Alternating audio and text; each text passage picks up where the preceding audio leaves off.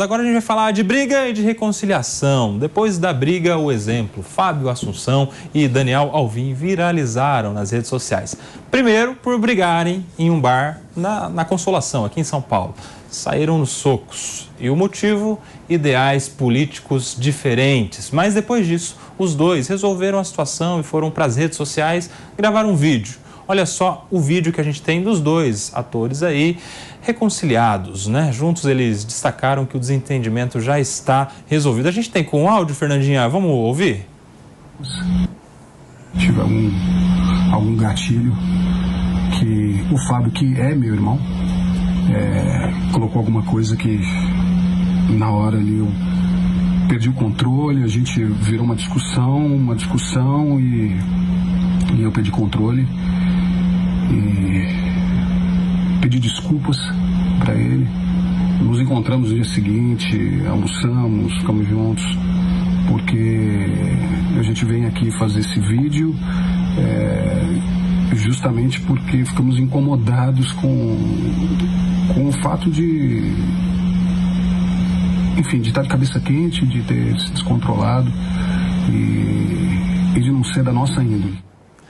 Tá aí, os dois se reconciliando. O PP falou que é bom brigar para reconciliar, que a reconciliação é a coisa mais linda do ser humano. Eu quero saber de vocês que estão nos acompanhando aqui no Morning Show, se vocês já brigaram com um amigo, com um familiar, por causa de política, ô Jess?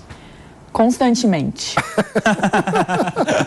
Todo dia? Todo dia, em algum horário, eu separo e vou brigar com alguém por conta de política. Mas uma coisa que eu aprendi no trato lá dentro da Câmara dos Deputados: não vale a pena. Eles não brigam. O Boulos vai cumprimentar aquele deputado que ele fala que é fascista. Quem fala que é contra tudo e contra todos, muitas vezes não é. Então, assim, enquanto vocês brigam por eles, eles não brigam por vocês. Eles vivem lá, eles sobem na tribuna, fala, desce na tribuna, depois vai tomar um cafezinho, ali fica bem feliz, bem satisfeito. Então, acho que vale brigar, debater com respeito, não com soco, argumento, não com soco, pelos seus ideais, pelo que você acredita, pelo seu ponto de vista. Faço isso, gosto de fazer isso. Estou aqui numa bancada que também gosto, que é muito bom, mas cuidado com o nível que se chega, né? Tem famílias aí, eu tenho uma das minhas melhores amigas não conversa mais com o pai. Ô, louco. Porque ele votou de um jeito que ela discorda. Eu acho que isso é um pouco infantil.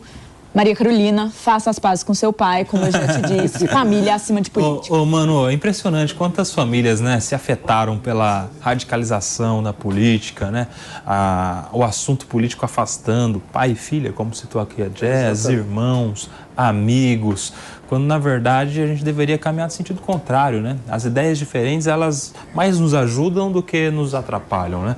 Quando você pensa, quando você dialoga, conversa com alguém que pensa totalmente diferente de você, você tem muito mais a ganhar do que a perder. Aliás, eu ouvi uma vez que quem ganha o debate é quem perde. Por quê? Porque foi ele que recebeu uma informação nova e que acrescentou algo tão valioso para ele que fez ele mudar de ideia. A gente precisa caminhar para, de alguma maneira, uma reconciliação geral, né? Com o exemplo aí do Fábio Assunção e do Daniel Alvim. Essa é a essência da democracia e a essência do liberalismo político, né? O liberalismo, para quem não sabe, nasce da ideia de que você não é dono da verdade, que você tem que conviver com a fé do outro, com a crença do outro, e que ao entrar em convivência, os dois crescem, os dois ganham, a vida fica mais rica, mais feliz, mais vibrante, e isso é bom para todo mundo. A convivência sem que um seja dono da verdade do outro é aquilo que nos engrandece como seres humanos.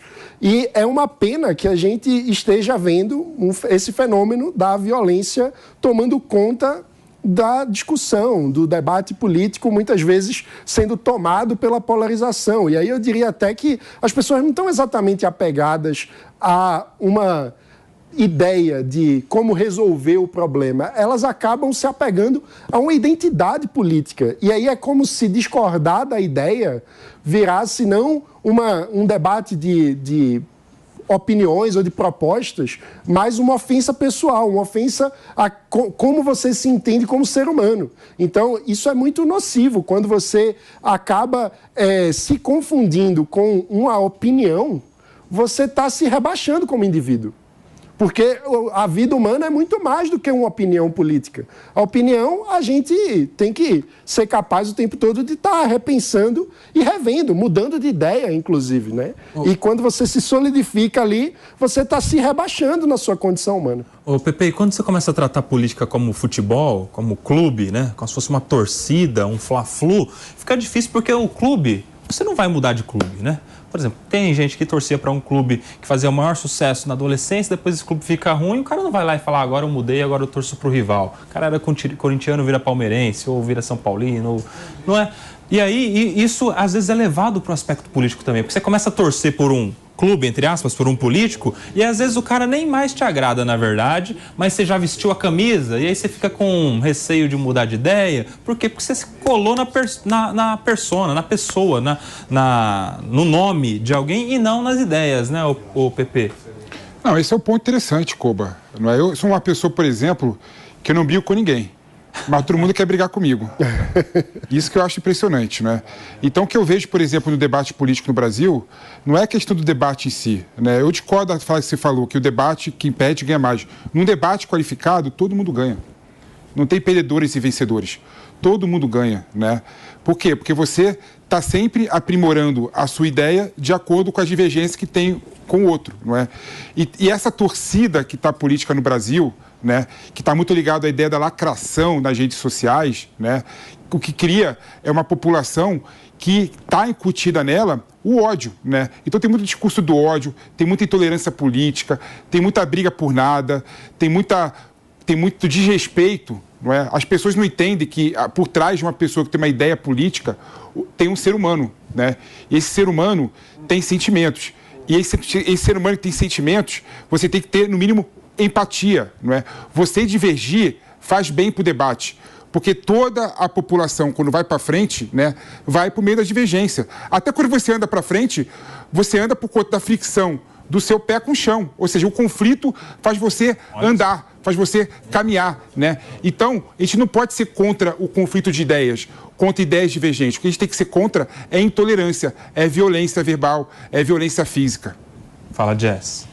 Eu participo de um esporte um pouco desconhecido lá na terra da Kate Middleton, que é o debate competitivo, é um xadrez argumentativo. Olha. E o que acontece? Nesse esporte, o seu lado é sorteado, você não escolhe. E você é campeã também, não é? É, eu ganhei uns torneios aí. Oh, campeã de debate, meu amigo, prepara. Coitado de troféu, você é casado ou não? Não.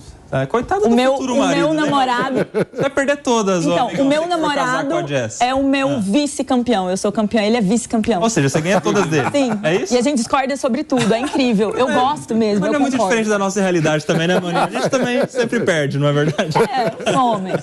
Mas o que é legal? O lado é sorteado. Então, você tem que buscar argumentos lógicos e racionais em coisas que muitas vezes você discorda. Isso me faz ser muito mais competente defendendo o meu ponto de vista. Mas isso também me faz entender o ponto de vista do outro. E mesmo quando eu quero refutar alguém, falar que alguém está errado, não basta xingar, bater a mão na mesa do bar e dar um soco. Explica por que está errado. Tem muita gente que fala, eu acho isso, e não tem uma explicação. Se a gente desconstrói isso com argumentos, conversando, dialogando, claro, tem gente que é pombo, não vai realmente funcionar. Mas as pessoas que estão ao redor, as ideias que você quer transformar dentro da sua democracia, dentro do seu contexto político, dentro das pessoas que você discorda, você pode fazer isso de uma forma lógica, respeitosa, com argumentos. O que não dá para fugir do debate, para ficar brigando, batendo na mesa e chamando o outro de algum xingamento, como covardão ou fascista.